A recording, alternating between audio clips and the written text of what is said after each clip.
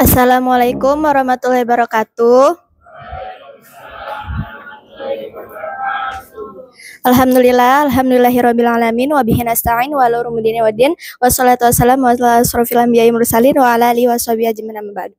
Kami dari kelompok 7 akan mempresentasikan tentang fikih muamalah dengan saya sendiri, Kaila Triandini Wirawan, dan saya Yaya.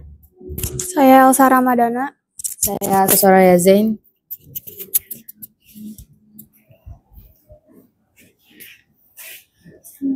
Baca definisi sumbernya itu yang langsung definisi sumbernya. Di sini sumber pembahasannya itu dari buku Ilmu Fikih dari Sudarto halaman 253 sampai 288.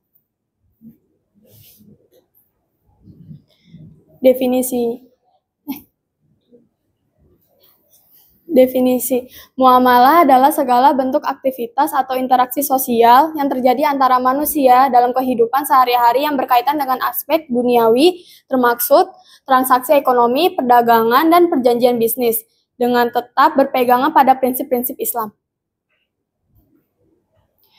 Jual beli di dalam Islam, al-bai, adalah suatu transaksi yang melibatkan pertukaran barang atau jasa dengan harga tertentu yang disepakati antara penjual dan pembeli sesuai dengan prinsip syariah.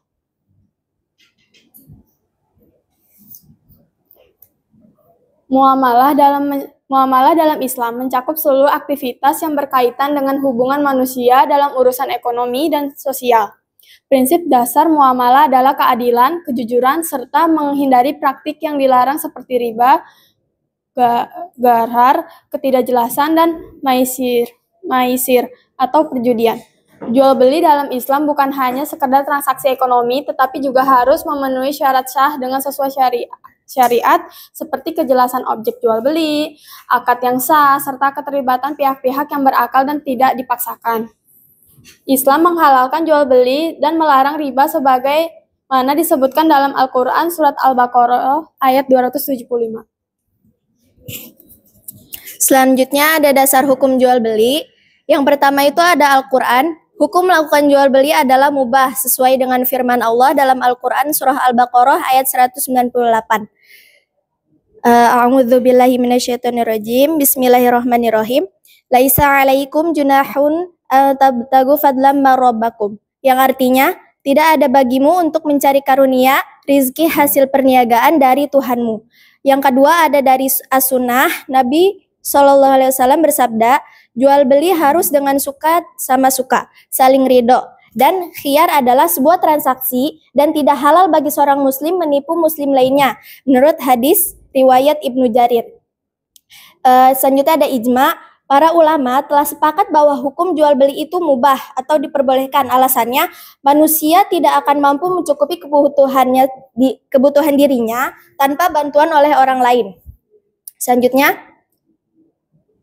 ada prinsip dan hukum muamalah dalam Islam. Yang pertama itu, muamalah bertujuan untuk menciptakan transaksi yang adil, transparan, dan tidak merugikan pihak lain. Prinsip utama dalam muamalah adalah kejujuran, keadilan, dan keberkahan. Islam mengatur muamalah agar terhindar dari transaksi yang mengandung unsur haram seperti riba dan penipuan.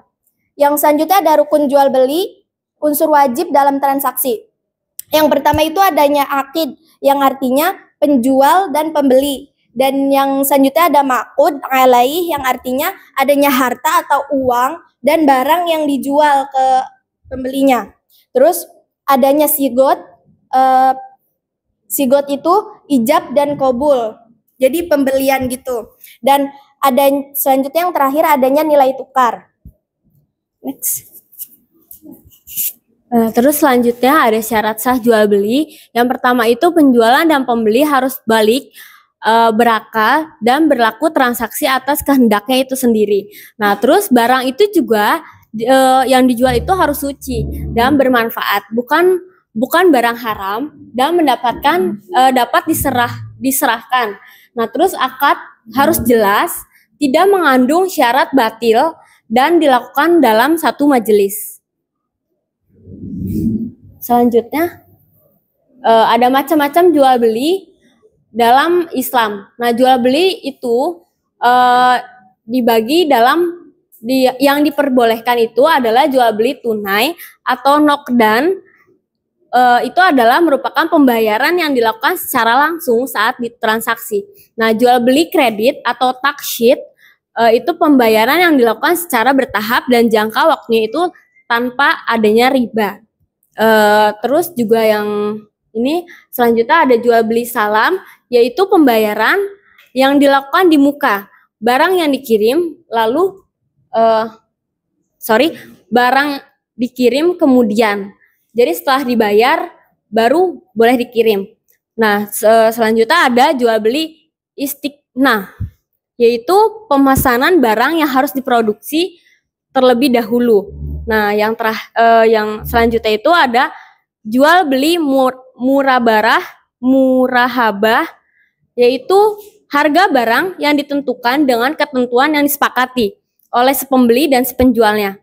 Nah, terus yang terakhir itu ada jual beli izroh atau mutahiyah bitamlik, yaitu adalah akad sewa beli yang diakhiri dengan kepemilikan barang yang penyewa oleh si penyewa itu.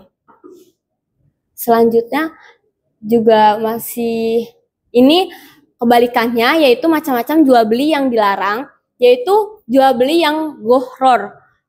Itu tuh maksudnya transaksi dengan ketidakjelasan. Contohnya itu menjual barang yang belum dimiliki. Nah, terus jual yang selanjutnya jual beli maisri. Jual beli yang maisir. Maisir yaitu jual beli yang mengandung unsur perjudian. Yang terakhir ada jual beli riba, yaitu jual beli yang mengandung unsur bunga atau tambahan yang tidak diperbolehkan dalam Islam. Selanjutnya adalah masalah menurut beberapa artikel jurnal.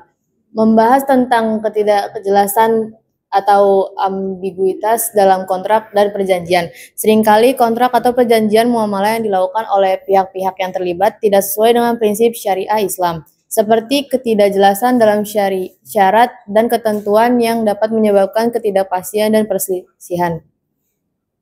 Udah. Oke, kesimpulannya, muamalah dan jual beli dalam Islam memiliki aturan yang jelas.